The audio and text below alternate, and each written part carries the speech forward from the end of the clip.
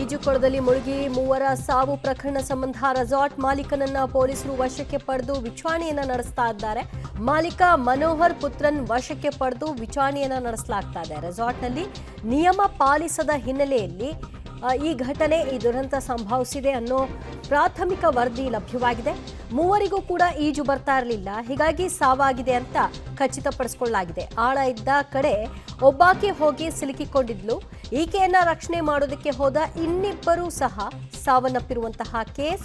Mangaluru police commissioner Anupam Agarwal ಸ್ಥಳಕ್ಕೆ ಭೇಟಿ ನೀಡಿ ಪರಿಶೀಲನೆ ನಡೆಸಿದ್ರು. ನಂತರ ಆಗಿರುವಂತಹ ಲೋಪದೋಷಗಳು ಏನು ಅನ್ನೋದರ ಬಗ್ಗೆ ಮಾಹಿತಿಯನ್ನ ಪಡೆದುಕೊಂಡಿದ್ದಾರೆ. ಒಂದು ಹಂತದಲ್ಲಿ ಈ ರೆಸಾರ್ಟ್ನ ನೆಗ್ಲಿಜೆನ್ಸಿ ಕಾಣಿಸುತ್ತೆ. ಮಗದೊಂದು ಹಂತದಲ್ಲಿ ತಮಗೆ ಈಜು ಬಂದಿಲ್ಲ ಅಂತ ಅಂದಾಗ ಅದರ ಆಳ ಅರಿವು ಅರ್ಥಿರಬೇಕಿತ್ತು ಆ ಯುವತಿಯರು. ಅದು ಅವರ ಫೇಲ್ಯೂರು ಕೂಡ ಅಲ್ಲಿ ಕಾಣಿಸ್ತಾ ಇದೆ.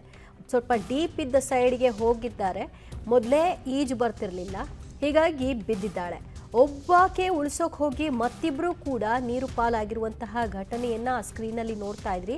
ಅದು ಕೂಡ ಆ ಯುವತಿಯರೇ ತಮ್ಮ ಮೊಬೈಲ್ನಲ್ಲಿ ವಿಡಿಯೋವನ್ನು ರೆಕಾರ್ಡ್ ಮಾಡಲಿಕ್ಕೆ ಇಟ್ಟು ಈಜಲಿಕ್ಕೆ ಹೋದಂತಹ ಸಂದರ್ಭದ ಚಿತ್ರಣ. ಅಷ್ಟು ಘಟನಾವಳಿಗಳು ಮೊಬೈಲ್ನಲ್ಲಿ ರೆಕಾರ್ಡ್ ಆಗಿದೆ, ಹೇಗಾಯಿತು ಘಟನೆ ಅಂತ. ಅದನ್ನು ಗಮನಿಸಿದಾಗ ಯುವತಿಯರು ಒಂದಷ್ಟೊತ್ತು ಚೀರಾಡಿದ್ದಾರೆ, ತಮ್ಮ ಪ್ರಾಣ ರಕ್ಷಣೆಗಾಗಿ ಯಾರಾದರೂ ಬರಬಹುದು ಅಂತ ನಿರೀಕ್ಷೆ ಮಾಡಿದ್ದಾರೆ. ಆದರೆ ಅದು ಯಾವುದು ಕೂಡ ಸಾಧ್ಯವಾಗಲಿಲ್ಲ. ಪರಿಣಾಮ ಮೂವರು ಕೂಡ ಸಾವನ್ನಪ್ಪಿದ್ರು.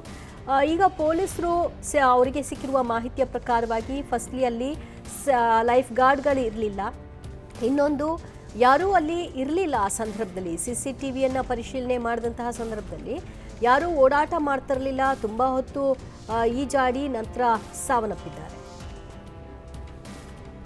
ಇವತ್ತು ಬೆಳಿಗ್ಗೆ ಸೋಮೇಶ್ವರ ಹತ್ರ ಇರೋದು ಒಂದು ರಿಸಾರ್ಟಲ್ಲಿ, ಸಾಯಿರಾಮ್ ರಿಸಾರ್ಟಲ್ಲಿ ಒಂದು ಅಹಿತಕರ ಘಟನೆ ಪ್ರಕಾರ ಬೆಳಿಗ್ಗೆ 10 ಗಂಟೆಗೆ 3 ಜನ ಹುಡುಗಿಗಳು ಇಲ್ಲಿ ಈಜುಗೆ ಸ್ವಿಮ್ಮಿಂಗ್ ಪೂಲ್ಗೆ ಎಂಟರ್ ಆಗಿದ್ರು. ಆವಾಗ ಆಡುವಾಗ ಸ್ವಲ್ಪ ಮುಂದೆ ಹೋಗಿ ಸ್ವಲ್ಪ ಒಂದು ಮುಂದೆ ಡೆಪ್ತ್ ಇತ್ತು, ಅಲ್ಲಿ ಒಬ್ಬಳು ಹುಡುಗಿ ಬರ್ತಿರ್ಲಿಲ್ಲ. ಅವ್ರಿಗೆ ಸೇವ್ ಮಾಡಲಿಕ್ಕೆ ಇನ್ನೊಬ್ಬರು ಹೋಗಿದ್ರು. ಆ್ಯಂಡ್ ದೆನ್ ಆ್ಯಕ್ಚುಲಿ 3 ಜನಕ್ಕೆ ಸ್ವಿಮ್ಮಿಂಗ್ ಬರ್ತಿರ್ಲಿಲ್ಲ. ದೆನ್ ಇಬ್ಬರಿಗೆ ಸೇವ್ ಮಾಡಲಿಕ್ಕೆ 3ನೇ ಹುಡುಗಿ ಹೋದಾಗ 3 ಜನ ಅಲ್ಲಿ ಮುಳುಗಿ ಅದು ಆಕ್ಸಿಡೆಂಟಲ್ ಡ್ರೌನಿಂಗಲ್ಲಿ ಡೆತ್ ಆಗಿದೆ. ಈ ಹುಡುಗಿಗಳು ಮೂಲತಃ ಮೈಸೂರಿಂದ ನಿನ್ನೆ ಬೆಳಿಗ್ಗೆ ಇಲ್ಲಿ ಚೆಕ್ ಇನ್ ಮಾಡಿದರು. ಮತ್ತು ಎಲ್ಲ Mysuru GSS engineering college final year students. So ಇವತ್ತು ಇದು ಸ್ವಿಮ್ಮಿಂಗ್ ಮಾಡುವಾಗ ಈಗ ಘಟನೆ ಆಗಿದೆ. ಸಾಮಾನ್ಯವಾಗಿ ರಿಸಾರ್ಟ್ಸಲ್ಲಿ ಅಥವಾ ಯಾವುದು ಕಡೆ ಸ್ವಿಮ್ಮಿಂಗ್ ಪೂಲ್ ಇದ್ದರೆ ಕೆಲವು ಕಂಡೀಷನ್ಸನ್ನು, ಮಿನಿಮಮ್ ಕಂಡೀಷನ್ಸ್ ಇರ್ತದೆ, safety conditions. Life saving equipments ಇರಬೇಕು, ಲೈಫ್ ಗಾರ್ಡ್ ಇರಬೇಕು ಮತ್ತು ಡೆಪ್ತ್ ಮೆನ್ಷನ್ ಮಾಡಿರಬೇಕು. ಇಲ್ಲಿ ಜಾಗದ ಪರಿಶೀಲನೆ ಮಾಡುವಾಗ ಪ್ರಾರಂಭಿಕ ಮಾಹಿತಿ ಪ್ರಕಾರ ಅಲ್ಲಿ ಲೈಫ್ ಗಾರ್ಡ್ ಯಾರೂ ಇರಲಿಲ್ಲ. ಜೊತೆಗೆ ಡೆಪ್ತ್ ಬಗ್ಗೆ ಮಾಹಿತಿ ಕೂಡ ಇವರು ಮೆನ್ಷನ್ ಮಾಡಿಲ್ಲ ಸ್ವಿಮ್ಮಿಂಗ್ ಪೂಲಲ್ಲಿ. ಸೊ ಇದು ಕೆಲವು ಲೆಪ್ಸಸ್ ನಮ್ಮ ಕೈ ಕಂಡು ಬರ್ತಾ ಇದೆ. ಇದು ಎಲ್ಲ ಫ್ಯಾಮಿಲಿ ಮೆಂಬರ್ಸ್ಗೆ ಕಾಂಟ್ಯಾಕ್ಟ್ ಮಾಡಿದ್ದೀವಿ. ಎಲ್ಲ ಈ ಸೇಮ್ ಕಾಲೇಜ್ದು ಫೈನಲ್ ಸ್ಟೂಡೆಂಟ್ಸ್ ಫ್ರೆಂಡ್ಸ್ ಇವರು ಈ ವೀಕೆಂಡ್ಗೆ ಬಂದಿದ್ದರು. ಫ್ಯಾಮಿಲಿ ಮೆಂಬರ್ಸ್ಗೆ ಇನ್ಫಾರ್ಮ್ ಮಾಡಿದ್ದೀವಿ, ಎಲ್ಲರೂ ಈಗ ಬರ್ತಾ ಇದ್ದಾರೆ. ಈಗ ಕೇಳುವಾಗ ಬರೀ 7 ಜನ ಇಲ್ಲಿ ಕೆಲಸ ಮಾಡ್ತಾಯಿದ್ದಾರೆ. ಸೊ ಅದು ಎಲ್ಲ ಡ್ಯೂಟಿ ಮಾಡ್ತಾಯಿದ್ದಾರೆ. ಸೊ ಖಂಡಿತ ಇದು ಲೆಪ್ಸಸ್ ಇದೆ.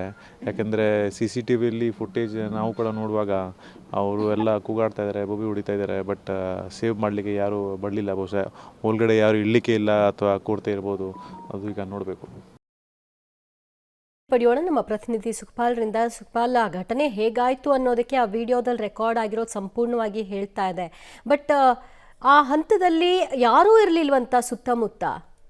ದಿವ್ಯಾ, ಈ ಒಂದು ಘಟನೆ ಆಗಿರುವಂಥದ್ದು ಈಗ ಸಂಪೂರ್ಣ CC ಕ್ಯಾಮ್ರಾ ದೃಶ್ಯದಲ್ಲಿದೆ. ಆದರೆ ಈ ಘಟನೆಗೆ ಕಾರಣ ಏನು ಅನ್ನುವಂಥದ್ದು ಈಗ ಪೊಲೀಸರು ವಿಚಾರಣೆ ಮಾಡ್ತಾ ಇರುವಂಥದ್ದು. ಪ್ರಮುಖವಾಗಿ ಇಲ್ಲಿ ಗೊತ್ತಾಗಿರುವಂಥದ್ದು ರೆಸಾರ್ಟ್ನವರ ನಿರ್ಲಕ್ಷ್ಯ ಅನ್ನುವಂಥದ್ದು ಎಲ್ಲ ರೀತಿಯ ಆಧಾರದಲ್ಲೂ ಗೊತ್ತಾಗುತ್ತೆ. ಪ್ರಮುಖ ಕಾರಣ ಒಂದು ರೆಸಾರ್ಟ್ನ ಮುಂಭಾಗದಲ್ಲಿರುವಂಥ ಕೆಲವೇ ಅಂತರದಲ್ಲಿರುವಂಥ ಒಂದು ಸ್ವಿಮ್ಮಿಂಗ್ ಪೂಲಲ್ಲಿ ಯಾವುದೇ ರೀತಿಯಾದಂಥ ಸಿಬ್ಬಂದಿ ಇರಲಿಲ್ಲ, ಜೀವರಕ್ಷಕ ದಳದ ಯಾವುದೇ ಸಿಬ್ಬಂದಿ ಇರಲಿಲ್ಲ. ಜೊತೆಗೆ ಒಬ್ಬ ಸೆಕ್ಯೂರಿಟಿ ಗಾರ್ಡು ಆ ಒಂದು ಪರಿಸರದಲ್ಲಿ ಇರಲಿಲ್ಲ. ಅಂದರೆ ಈ ರೆಸಾರ್ಟಿಗೆ ಬರುವಂಥ ಗೇಟ್ ಏನಿದೆ, ಆ ಗೇಟಿನ ಪಕ್ಕದಲ್ಲೇ ಈ ಒಂದು ಸ್ವಿಮ್ಮಿಂಗ್ ಪೂಲ್ ಇರುವಂಥದ್ದು, ಅದರ ಮುಂಭಾಗದಲ್ಲೇ ರೆಸಾರ್ಟ್ ಇರುವಂಥದ್ದು. ಹಾಗಾಗಿ ಕನಿಷ್ಠ ಪಕ್ಷ ಒಂದು ಸೆಕ್ಯೂರಿಟಿ ಗಾರ್ಡ್ ಆದರೂ ರೆಸಾರ್ಟ್ನ ಮುಂಭಾಗದಲ್ಲಿ ಇದ್ದಿದ್ದರೆ ಆತ ನೋಡ್ತಾ ಇದ್ದ ಅನ್ನುವಂಥದ್ದು ಈಗ ಈ ಒಂದು CC ಕ್ಯಾಮ್ರಾದ ದೃಶ್ಯದಲ್ಲಿ ಕಾಣಲಿಕ್ಕೆ ಸಿಗುತ್ತೆ. ಜೊತೆಗೆ ಖಂಡಿತವಾಗಿಯೂ ರೆಸಾರ್ಟ್ನಲ್ಲಿ ಸ್ವಿಮ್ಮಿಂಗ್ ಪೂಲ್ ಇದ್ದಂಥ ಸಂದರ್ಭದಲ್ಲಿ ಕಾನೂನೇ ಹೇಳುತ್ತೆ ಅಲ್ಲಿ ಒಬ್ಬ ಜೀವರಕ್ಷಕವನ್ನು ಇಡಬೇಕು, ಲೈಫ್ ಗಾರ್ಡನ್ನು ಇಡಬೇಕು ಅನ್ನುವಂಥದ್ದು ಕಾನೂನಲ್ಲೇ ಇದೆ. ಆದರೆ ಅದಲ್ಲೂ ನಿರ್ಲಕ್ಷ್ಯ ಮಾಡಲಾಗಿದೆ. ಅದಲ್ಲದೆ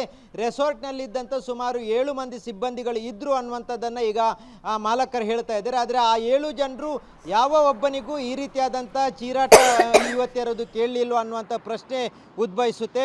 ಭಾಳಷ್ಟು ದೂರದಲ್ಲಿರುವ ಸ್ವಿಮ್ಮಿಂಗ್ ಪೂಲ್ ಏನಲ್ಲ, ಹತ್ತಿರದಲ್ಲೇ ಮುಂಭಾಗದಲ್ಲೇ ಇರುವಂಥ ಒಂದು ಸ್ವಿಮ್ಮಿಂಗ್ ಪೂಲು. ಈ ಸ್ವಿಮ್ಮಿಂಗ್ ಪೂಲಿಗೆ ಈ ರೀತಿಯಾಗಿ 3 ಮಂದಿ ಒದ್ದಾಡ್ತಿದ್ದಾರೆ, ಕಿರಿಚಾಟ ಮಾಡ್ತಾ ಇದ್ದಾರೆ. ಆ ಸಂದರ್ಭದಲ್ಲಿ ಯಾಕೆ ಯಾರು ನೋಡಲಿಲ್ಲ ಅನ್ನುವಂಥ ಪ್ರಶ್ನೆ ಇರುವಂಥದ್ದು. ಈ ಹಿನ್ನೆಲೆಯಲ್ಲೇ ಪೊಲೀಸರು ಈಗ ಪ್ರಕರಣ ದಾಖಲಿಸಿಕೊಂಡಿದ್ದಾರೆ. ಈ ಒಂದು ರೆಸಾರ್ಟನ್ನು ನಡೆಸ್ಕೊಳ್ತಾ ಇರುವಂಥ ಮಾಲಕ ಯಾರಿದ್ದಾರೆ, ಮನೋಹರ್ ಪುತ್ರ ಅನ್ನುವಂಥದ್ದು, ಅವರನ್ನು ವಶಕ್ಕೆ ಪಡೆದಿದ್ದಾರೆ. ಉಳ್ಳಾಲ ಪೊಲೀಸರು ವಿಚಾರಣೆಯನ್ನು ಆರಂಭಿಸಿದ್ದಾರೆ.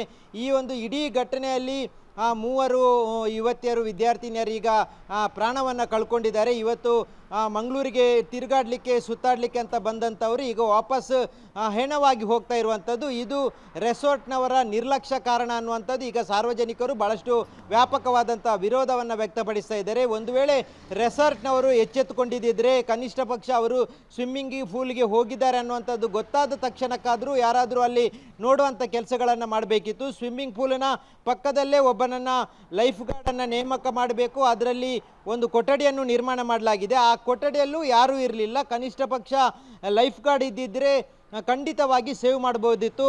ಮೊದಲ ಹಂತದಲ್ಲಿ ಒಬ್ಬ ಯುವತಿ ಯಾರಿದ್ದಾರೆ, ಆಕೆ ಟೈರ್ನ ಟ್ಯೂಬ್ ಏನಿತ್ತು ಅದನ್ನು ಹಿಡಿಯುವ ಪ್ರಯತ್ನ ಮಾಡ್ತಾರೆ. ಆ ಸಂದರ್ಭದಲ್ಲಿ ಅವರು ಮುಳುಗ್ತಾರೆ. ಅವರನ್ನು ರಕ್ಷಣೆ ಮಾಡಲಿಕ್ಕೆ ಇನ್ನೊಂದು ಯುವತಿ, ಅದರ ಬಳಿಕ ಇನ್ನೊಂದು ಯುವತಿ ಹೋಗ್ತಾರೆ. ಈ 3 ಮಂದಿಯು ನೀರಲ್ಲಿ ಒದ್ದಾಡ್ತಿದ್ದದ್ದು ಸುಮಾರು 4 ನಿಮಿಷಗಳ ಕಾಲ. ಈ 4 ನಿಮಿಷಗಳ ಕಾಲವೂ ಯಾವ ಒಬ್ಬನೂ ರೆಸಾರ್ಟ್ಗೆ ಸಂಬಂಧಪಟ್ಟವನು ಹೊರಗೆ ಬರಲಿಲ್ಲ. ರೆಸಾರ್ಟ್ಗೆ ಇದ್ದಂಥ ಸಿಬ್ಬಂದಿಗಳಾಗಲಿ ಯಾರು ನೋಡಲಿಲ್ಲ. ಜೊತೆಗೆ ಪ್ರಾಣ ಹೋಗುವಂಥ ಸಂದರ್ಭದಲ್ಲಿ ಭಾಳಷ್ಟು ದೊಡ್ಡ ರೀತಿಯಾದಂಥ ಕಿರಿಚಾಟಗಳನ್ನು ಆಡಿರುವಂಥದ್ದು ಅಲ್ಲಿ CC ಕ್ಯಾಮ್ರಾದಲ್ಲಿ ಚಿತ್ರೀಕರಣ ಆಗಿದೆ. ಹಾಗಾಗಿ ಆ ಸಂದರ್ಭದಲ್ಲೂ ಅಷ್ಟೊಂದು 3 ಕಿರಿಚಾಟ ಕೇಳ್ತಾ ಇದ್ದರು. ಯಾಕೆ ಈ ಸಿಬ್ಬಂದಿಗಳು ಹೊರಗೆ ಬಂದಿಲ್ಲ, 7 ಮಂದಿ ಸಿಬ್ಬಂದಿಗಳು ಇದ್ರಾ ಇಲ್ಲೋ ಅನ್ನುವಂಥ ಪ್ರಶ್ನೆ ಈಗ ಕಾಡ್ತಾ ಇದೆ. ಹಾಗಾಗಿ ಈಗ ಸದ್ಯಕ್ಕೆ ಮಾಲಕ ಯಾರಿದ್ದಾರೆ, ಮನೋಹರ್ ಪುತ್ರ ಅನ್ನುವಂಥವ್ರು, ಆತನನ್ನು ಪೊಲೀಸರು ವಶಕ್ಕೆ ಪಡ್ಕೊಂಡಿದ್ದಾರೆ. ವಶಕ್ಕೆ ಪಡೆದು ವಿಚಾರಣೆಯನ್ನು ಮಾಡ್ತಾ ಇದ್ದಾರೆ. ಜೊತೆಗೆ ಇದಕ್ಕೆ ರೆಸಾರ್ಟ್ ನಡೆಸಲಿಕ್ಕೆ ಬೇಕಾದಂಥ ಪರವಾನಗಿಗಳು ಇದೆಯಾ ಇಲ್ಲ ಅನ್ನೋದ್ರ ಬಗ್ಗೆನೂ ಭಾಳಷ್ಟು ವಿಚಾರಣೆಗಳನ್ನು ಮಾಡ್ತಾ ಇದ್ದಾರೆ. ಇದರಲ್ಲಿ ಸ್ವಿಮ್ಮಿಂಗ್ ಪೂಲು ಅಥವಾ ಯಾವುದೇ ರಕ್ಷಣಾ ಮಾಡಬೇಕಾದಂಥ ಸಿಬ್ಬಂದಿಗಳನ್ನು ನೇಮಕ ಮಾಡದೇ ಇರುವಂಥದ್ದೇ ಭಾಳಷ್ಟು ದೊಡ್ಡ ಪ್ರಮಾದ ಆಗುತ್ತೆ. ಹಾಗಾಗಿ ಆ ಕಾರಣಕ್ಕಾಗಿ ಈಗ ಇವರನ್ನು ವಶಕ್ಕೆ ಪಡೆದು ಬಂಧಿಸುವಂಥ ಸಾಧ್ಯತೆಯೇ ಇದೆ. ಅದರ ಜೊತೆಗೆ